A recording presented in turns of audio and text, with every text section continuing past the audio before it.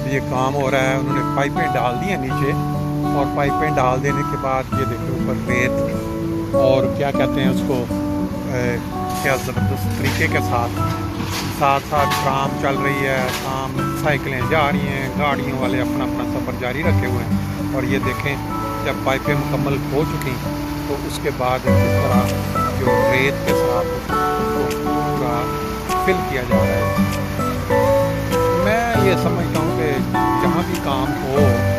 अगर ईमानदारी के साथ और अच्छे मटेरियल के साथ किया गया हो तो इसमें आप ज़रूर नहीं देखेंगे। यहाँ ज़्यादातर ये लोग कोई तुर्की के हैं,